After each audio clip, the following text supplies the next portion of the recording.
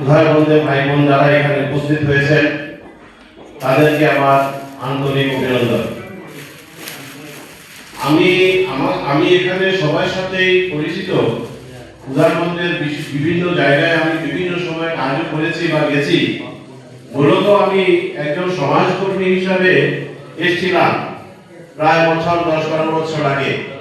আমার কোনো ইচ্ছা ছিল না রাজনীতিতে আসা, কিন্তু আমি গ্রামে গঞ্জে গিয়ে লোকের এই অবস্থা দেখেছি। করোনার সময় আমি লোকের মধ্যে গেছি, সেই সময় আমি ওনাদেরকে আমি আমার শক্তি অনুযায়ী এবং আমি আমার যতটুকু পেরেছি তাদেরকে আমি ত্রাণ দিয়েছি। বিভিন্নবার সময়ে সময়ে আমরা দেখেছি একটু ফ্লাডের আশঙ্কা হলেই দেখা যায় উদারবন্ধের বিভিন্ন জায়গায় জলে ঢুকে যায়। তখনও আমি যাই, লোকের টানেই যাই, সবার সাথে আমার ভালো সম্পর্ক, সেই জন্য যাই। আমাদের ভেতরে একটা ভালো মানসিকতা রাখতেই হয়, কারণ আমরা যদি একে অপরের জন্য না যাই তাহলে এই কাজগুলো হয় না। সমাজ আমাদের কাছ থেকে কোনো মেসেজ পায় না। সমাজের কাছে আমরা আমাদের আগে যারা ছিলেন তারাও মেসেজ দিয়ে গেছেন, উপকারের একটা মেসেজ থাকে, মানুষকে মানুষ হিসাবে দেখা যায় না। শুধু বলছি যে দেখুন, বারে বারে আমরা যাদেরকে এখান থেকে উদারবন্ধ হোক, শিলচর হোক, যেখান থেকে যাকে আমরা ভোট দিয়ে জিতিয়ে পাঠাই, উনি জেতার পরে সব জায়গায় গিয়ে শুধু আমি একটাই জিনিস পাই যে উনারা ঘুরেও দেখেন না যে কারা ভোট দিয়ে উনাদেরকে পার করে দিল। যে এখান থেকে ভোটে জিতে যায় তিনি হচ্ছেন রিপ্রেজেন্টেটিভ, উনি প্রতিনিধি, জনগণের প্রতিনিধি। জনগণের কথা উনি তুলে ধরবেন অ্যাসেম্বলিতে। যা প্রয়োজন দাবি, রাস্তাঘাট, জলের ব্যবস্থা, চিকিৎসার ব্যবস্থা, শিক্ষার ব্যবস্থা, এই তো মূলত জিনিস। এইগুলোর কথা উনারা বলবেন।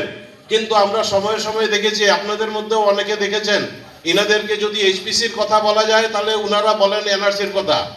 সেই ধরনের আমাদের এখান থেকে নেতা মন্ত্রীরা অ্যাসেম্বলিতে যান, উনারা আমাদের দাবি কি দেখবেন আমি জানি না, কি দেখেন আমি জানি না। রাস্তাঘাট শুধু কুম্ভীরগ্রাম থেকে শুরু করে রংপুর পর্যন্ত রাস্তাঘাট শেষ নয়, এর বাইরেও বিভিন্ন জায়গা রয়েছে।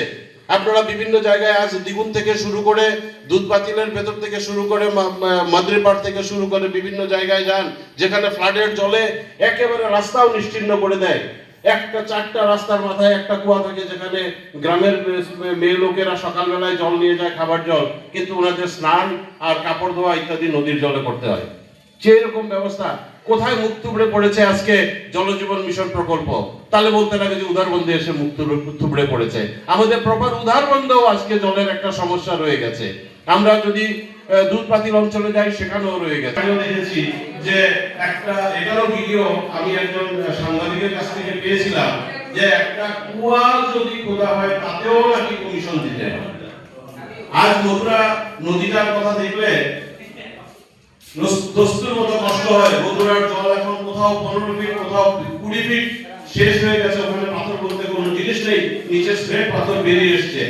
এবং যদি বুঝতাম যে আমাদের কর্মী ভাইদের এখানে উপকার হয়েছে, প্রায় 7,000 লেবারের এখান থেকে কোনো অন্য সংস্থান নেই, কারণ এখান থেকে জেসিবি ইত্যাদি কাজ করছে। ট্রাক লোড হয়ে যাচ্ছে 14 টন মাল, কিন্তু 14 টন মাল যাচ্ছে, কিন্তু আমি যতটা করতে পারি এদের কাছ থেকে। আর একই জিনিসের রূপান্তর হচ্ছে কি আমাদের উদারবন্ধ।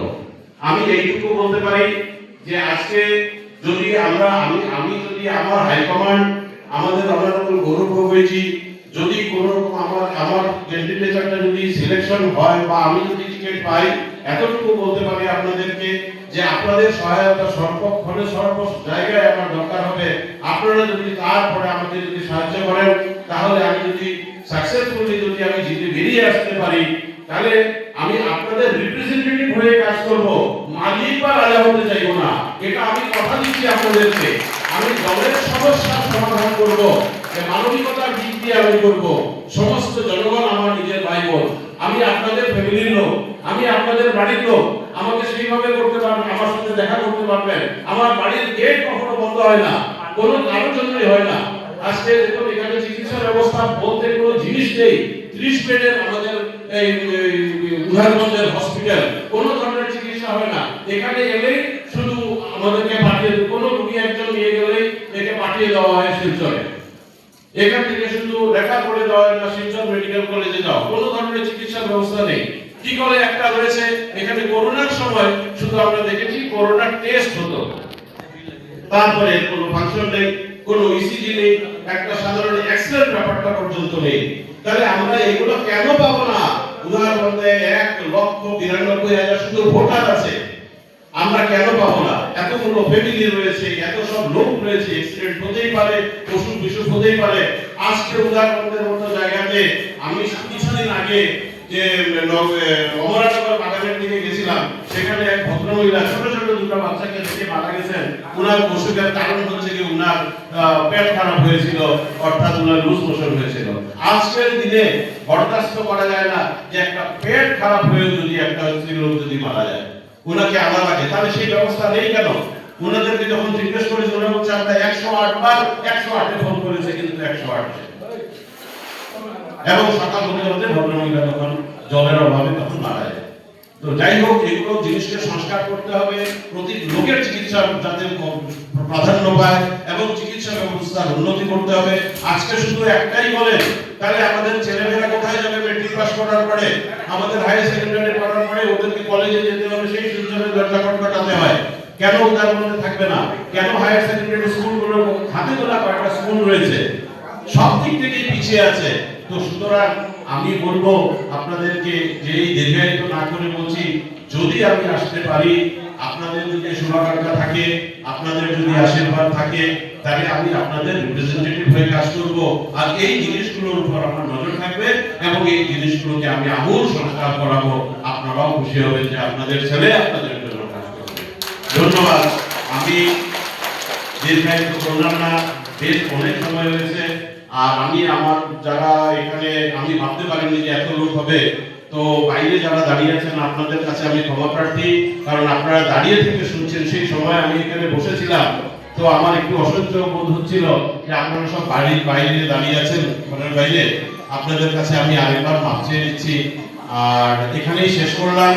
আমাদের জাতীয় কংগ্রেসের জন্য একটা আপনারা একবার হাত তুলে বলুন, ভারতীয় জাতীয় কংগ্রেস জিন্দাবাদ।